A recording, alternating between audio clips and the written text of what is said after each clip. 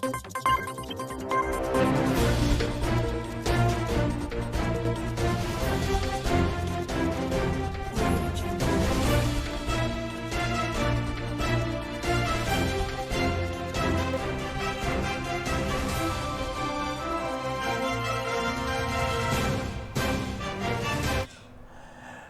99 news की शिल्पांचल की खबरों में आपका स्वागत है। मैं हूं तबरेज़ अनवर। रानीगंज के वेलफेयर फाउंडेशन ने सोमवार को सब डिवीज़न योगासन प्रतियोगिता का आयोजन किया। इस प्रतियोगिता में Netaji sporting club Raniganj, paradise club, yoga institute of उद्यान संघ के कुल 300 प्रतिभागियों ने हिस्सा लिया।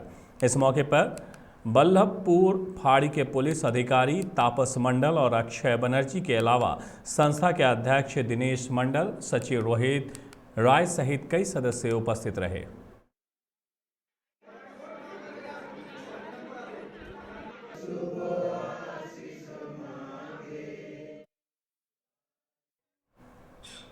सलानपुर के रूपनारायणपुर पुलिस ने गुप्त सूचना के आधार पर अल्लाहडी नर्सरी के नज़दीक से रिवॉल्वर और अन्य हथियार के साथ एक युवक को गिरफ्तार किया गया है। पुलिस को गुप्त सूचना मिली थी कि एक युवक अवैध हथियार के साथ परमिला नर्सरी के पास घूम रहा है। सूचना मिलते ही पुलिस वहां सादे लिबास में पहुंची। पुलिस से देख आरोपी भागने की कोशिश कर रहा था, लेकिन पुलिस ने आरोपी को धर दबोचा। पुलिस ने जब युवक की तलाशी ली तो उसके पास से एक लोहे की देसी पाइप गन, बैरल, हथौड़ा, ट्रिगर, फायरिंग पिन समेत बारूद बरामद किए गए हैं। संभावना है कि यह युवक अवैध हथियार बनाकर सप्लाई करता था। पुलिस इससे पूछताछ कर रही है।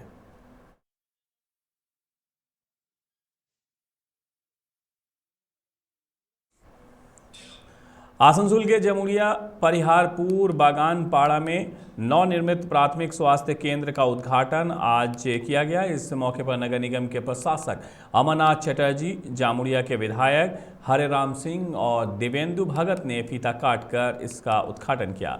इस पर नगर निगम के मुख्य स्वास्थ्य अधिकारी डॉक्टर दीपक गांगुली, कौशिक सेन गुप्ता, साधन राय, निर्मल मंडल, शेख शानदार, अजय खेतान, जयप्रकाश डोकानिया, प्रदीप डोकानिया, राखी कर्मकार, अब्दुल हाउस, सुब्रत अधिकारी मुख्य रूप से उपस्थित थे। अमरनाथ चटर्जी ने कहा है कि स्वास्थ्य केंद्र में सभी गरीबों को निःशुल्क सेवा दी जाएगी। यहां सभी प्रकार के दवाइयों का इंतजाम किया गया है। मौके पर ग्रामीणों ने सभी अतिथियों को आदिवासी नृत्य कर स्वागत किया।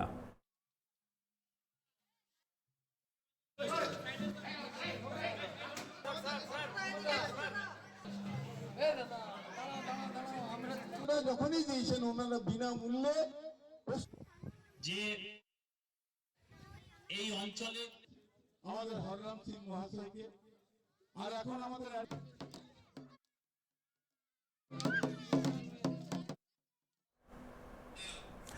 रानीगंज के रोनाई शरीफ इलाके के ईदगाह मोहल्ले के एक घर से चोरों ने 2 मोबाइल और 6,000 रुपये नकद की चोरी की घटना को अंजाम दिया है। घटना की जानकारी देते हुए आयशा खातून ने कहा कि रविवार रात को वो मोबाइल को अपने सिरहाने रखकर सो रही थी।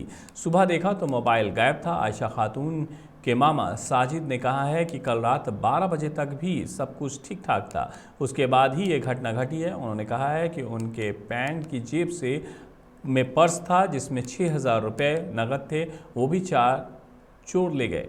घटना की सूचना पुलिस को दे दी गई है। पुलिस मामले की जांच में जुटी है।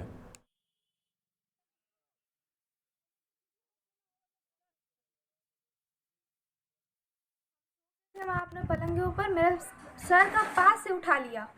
मेरे सर के पास में फ़ोन रखा हुआ था, पढ़ाई के लिए रखे थे। अलार्म, सुबह का अलार्म भी लगाए थे, लेकिन वो भी नहीं बजा।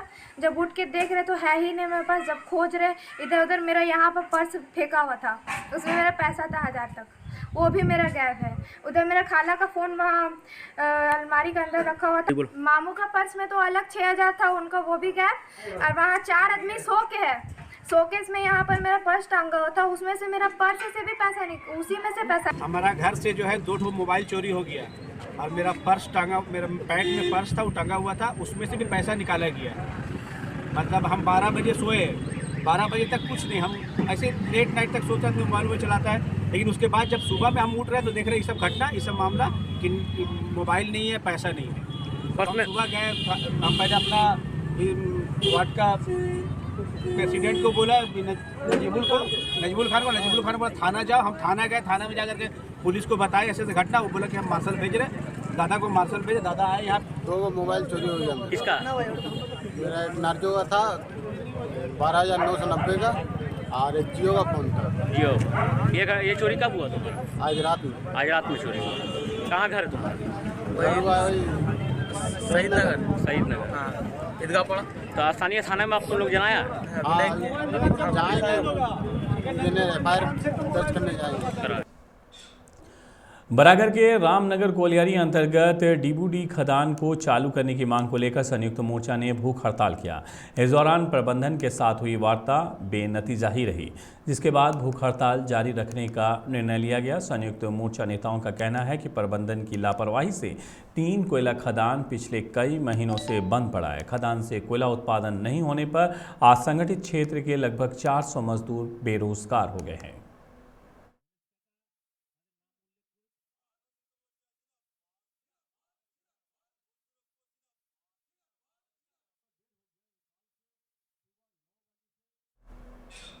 कुल्टी के रामनगर स्थित टीएमसी कार्यालय में आज नयन आई हॉस्पिटल और टीएमसी के सहयोग से नेत्र जांच शिविर का आयोजन किया गया।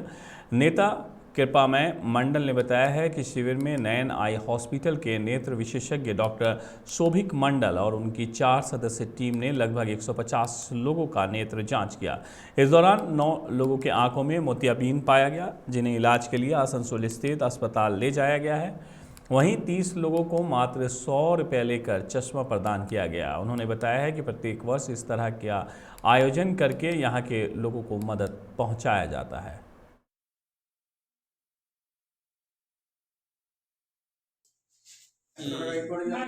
क्या चीज़ का कैंप लगाया गया है यहाँ पर?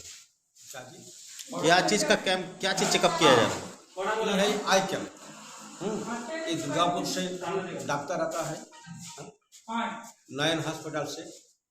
हर साल हमारा यहाँ प्रोग्राम होता है दिसंबर महीने में। फिर एक तो कैंप हम 145 से 65 देख चुके हैं। क्या क्या समस्या है यहाँ पे ज़्यादा नजर? यहाँ पर ज़्यादातर जो है आँख का पावर निकल रहा है, और जो आँख का नली है वो जाम है, कोलवरी बेल्ट है, इसीलिए आँख का पावर ज़्यादा निकल रहा है। कुछ लोगों का मोतियाबिंद भी निकला है। ये नयन आई हॉस्पिटल की तरफ से आँखों का कैंप हर साल ये टीएमसी पार्टी। कुल्टी पुलिस की ओर से आज बराकर में सेव लाइफ सेव ड्राइव अभियान के तहत जागरूकता रैली निकाली गई। रैली में कुल्टी थाना प्रभारी अंजन राय, कुल्टी ट्रैफिक ओसी शुभेंदु चटर्जी, बराकर फाड़ी के प्रभारी शीतल नाग के अलावे कई पुलिस के जवान और CPBF के जवान शामिल थे। रैली बेगुनिया चेक पोस्ट से शुरू होकर बराकर बस स्टैंड तक गई। इस दौरान वाहन चालकों के ट्रैफिक नियमों के प्रति जागरूक किया गया, साथ ही हेलमेट और सीट बेल्ट पहनकर गाड़ी चलाने की अपील की गई।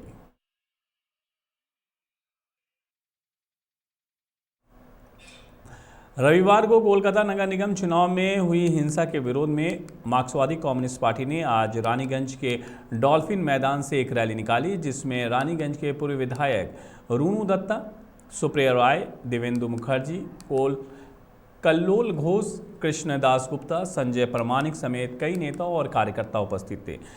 माकपा नेताओं ने टीएमसी पर लोकतंत्र की हत्या का आरोप लगाया। उन्होंने कहा है कि जिस तरह से टीएमसी के गुंडों ने बूथ कैप्चरिंग की और वोटरों को डराया धमकाया, वो लोकतंत्र के लिए शर्मनाक है।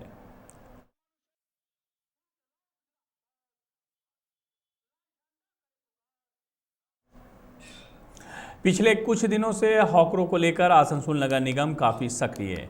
हाल ही में आसनसोल नगर निगम प्रशासनिक बोर्ड के चेयरमैन अमरनाथ चटर्जी ने हॉकरों को लेकर काफ़ी कड़ा रुख अपनाया था। आज भी अमरनाथ चटर्जी ने पूरे शहर के हॉकरों से अनुरोध किया है कि वो लोगों के आने जाने की जगह छोड़कर अपना व्यवसाय करें। आज इन हॉकरों ने उनसे मिलकर खुद ही चलने फिरने की जगह छोड़कर व्यवसाय करने की बात कही।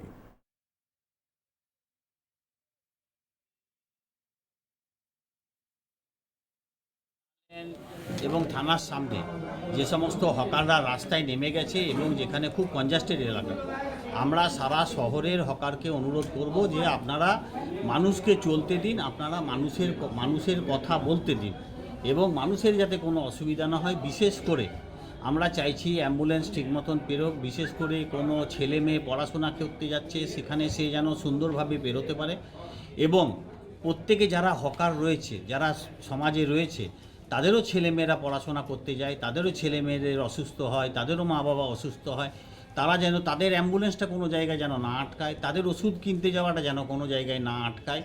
আমরা সেই জন্য চাই যে সুন্দরভাবে ফাঁকা ফাঁকা করে বসুক এবং रास्ता मानुष के दिए दी, मानुष जाते चलाचल करते पारे। आज हम लोग देखिए हॉकर को लेकर के आए थे। अमरदा ने बात कहा था इससे पहले कि सोमवार के दिन में आप हॉकर लोग के साथ में मीटिंग होगा, तो हॉकर के कुछ लोग ने कहा मुझे कि ठीक है आप भी रहिए भैया, हमारा तो हॉकर्स में दुकान नहीं है, फिर भी इन लोग के सहायता के लिए, सपोर्ट के लिए हमने बोला कि ठीक है जो बेहतर होगा हम करेंगे। तो इनसे पहले हमारा पोचूदा से बात हुआ था। पोचूदा ने कहा कि ठीक है आसनसोल म्यूनिसिपल कॉरपोरेशन के चेयरमैन जो है वो अमरनाथ चटर्जी हैं, आप उनसे जाके बात कीजिए, हॉकर्स के प्रति जो भी उनका अच्छा जो रोल होगा वो करेंगे। तो हम लोगों ने उस दिन उनसे बात की, तो अमरदा ने कहा कि ठीक है 2-4 आदमी नंबर दे दीजिए, आपको सोमवार को मंडे का दिन बुलाया जाएगा। तो उस हिसाब से हम लोगों ने आया था, आकर के अमरदा के सामने सब लोगों ने अपने अपने प्रस्ताव रखा। आसनसोल के गोविंद नगर गुरुद्वारा कमेटी हॉल में गुरमत लहर ऑर्गेनाइजेशन की तरफ से प्रेस कॉन्फ्रेंस का आयोजन किया गया। वार्ता में रविंद्र सिंह ने कहा है कि गुरु गोविंद सिंह के पुत्र की शहीदी को समर्पित छठा गुरमत चेतना कैंप का आयोजन 25 से 31 दिसंबर तक शिल्पांचल और झारखंड के विभिन्न गुरुद्वारों में किया जाएगा।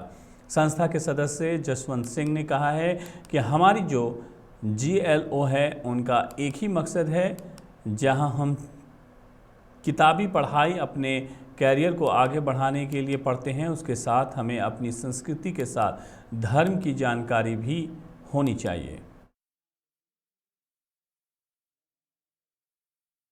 ऑर्गेनाइजेशन की तरफ से जो प्रेस मीट बुलाई गई थी, उस पे जो मेन विषय है वो है साहिबजादों की शहादत को समर्पित 6वां गुरमत चेतना विंटर कैंप, जो कि हर साल गुरमत लहर ऑर्गेनाइजेशन के तरफ से लगाया जाता है।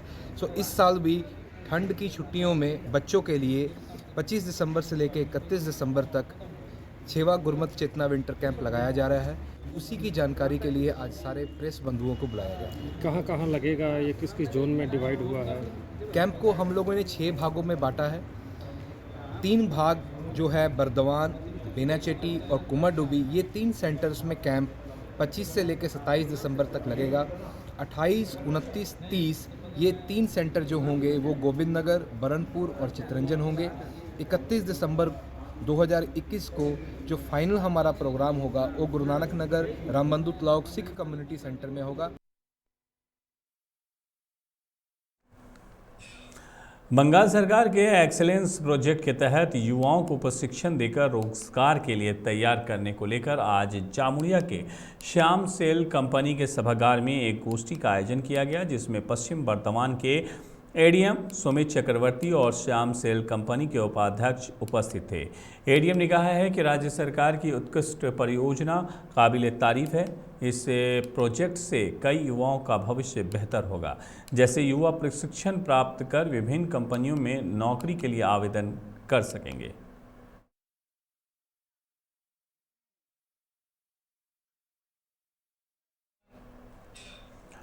नाइन्टी नाइन न्यूज़ की शिल्पांचल की खबरों में मेरे साथ इतना ही। धनबाद और आसपास की बाकी खबरों के लिए बने रही 99 न्यूज़ के साथ। नमस्कार।